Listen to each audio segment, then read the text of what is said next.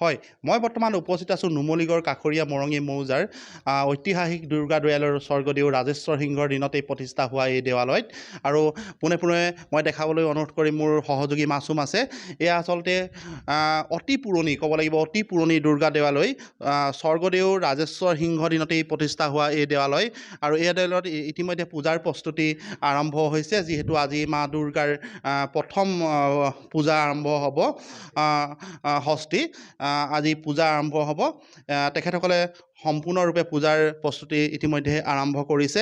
মোৰ কাষতে আছে এইখন দেৱালয় যি পূজাৰী, ক'ব লাগিব তেখেতসকলৰ বংশ অনুপাতে এই পূজাভাগ কৰি আহিছে।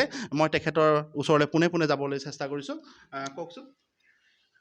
আমাৰ এই পূজাভাগ ৰাজেশ্বৰ সিংহৰ দিনতে স্থাপিত দেৱী, গতিকে তেতিয়াৰ পৰা আমাৰ ইয়াত পূজা অৰ্চনা চলি আছে আৰু সদায় পূজা অৰ্চনা হৈ থাকে।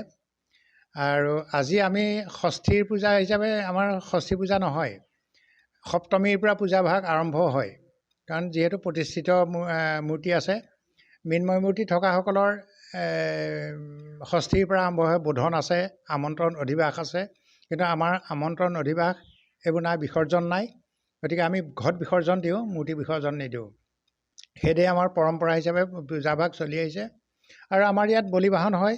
মৰঙী অঞ্চলৰ ভিতৰত ইয়াতেই বলিবাহন হয়, অন্য জেগাত বলি নহয়, এনেই উচৰ্গা হয়। গতিকে ইয়াত বলিবাহন হয়। সপ্তমী, অষ্টমী, নৱমী 3 দিন বলি হয়। সেইসকলে আৰু এটা কথা ক'ব লাগিব যে আপোনালোকৰ বংশ অনুপাতে এই পূজাভাগ কৰি আহিছে, এই ক্ষেত্ৰত কি ক'ব? কাৰণ প্ৰথমে পূজাভাগ আপোনালোকৰ বংশৰ আমাৰ ককাৰ দেউতাকক দিছিলে ৰজাই তেতিয়া। সেই ককাৰ দেউতাকৰ পিছত আমাৰ ককাই চলালে, তাৰপিছত আমাৰ দেউতাই চলালে, এতিয়া মই চলাই আছোঁ। গতিকে তেনেকৈ পৰম্পৰা হিচাপে আমাৰ বংশটোতে চলি আছে। তেনেকৈ চৰকাৰেও তেনেকৈ দিছিলে। আগৰ ব্ৰিটিছ চৰকাৰ দিনতেই আমাৰ নামত লিখা দিয়া আছে, সেইমতে আমি পূজাভাগ কৰি আছোঁ। ক'ব লাগিব যে বংশ অনুপাতে তেখেতসকলে এই পূজাভাগ কৰি আহিছে।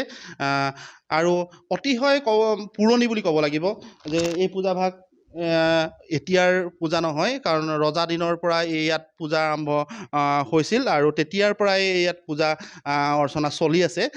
যিহেতু এইবাৰো পূজাৰ প্ৰস্তুতি সম্পূৰ্ণৰূপে কৰিছে এখেতসকলে, আৰু ৰাইজৰো সহযোগিতা ইয়াত দেখা যায়। আৰু ক'ব লাগিব এগৰাকী কাষৰে মহিলা আছে, তেখেতৰ পৰা কিছু বিষয় জানিব বিচাৰিম। কওকচোন বাইদেউ। এই দুৰ্গা দেৱালয় মন্দিৰটো মৰঙী মৌজা গোলাঘাট জিলাৰ ভিতৰত অতি পুৰণি। আৰু ইয়াত মানে পূজাভাগ হয়। পূজা বুলি দুৰ্গা পূজা বুলিয়ে নহয়, প্ৰতিদিনেই পূজা হয় ইয়াত। ভক্তসকল আহে প্ৰতিদিনে, ইয়াত শৰাই দিয়েহি। আৰু আপোনালোকৰ চেনেলৰ যোগেদি এটা কথা জনাওঁ যে চৰকাৰক এই ৰাস্তাটো অকণমান মেৰামতি কৰি দিলে ভাল হয়। আৰু হয়, তেখেতসকলে এটা কথা এই সুযোগতে কৈছে যে ৰাস্তাটো বনাই দিয়াটো এখেতসকলে বিচাৰিছে। আৰু সম্পূৰ্ণ ক'ব লাগিব যে সম্পূৰ্ণ যিটো ক'ভিড বিধি, সেই বিধি মতে এই পূজাভাগ কৰিবলৈ লৈছে। আৰু সম্পূৰ্ণ ক'ব লাগিব চেনিটাইজৰ ব্যৱস্থা কৰিছে তেখেতসকলে। আৰু মাস্ক পৰিধানৰ বিষয়েও তেখেতসকলে এইবাৰ পূজাত যিসকল ভক্ত আহিব তেখেতসকলক এই বিষয়ে অৱগত কৰিছে। দেখা গৈছে যে জেগাই জেগাই ফলকো মাৰিছে এই ক্ষেত্ৰত।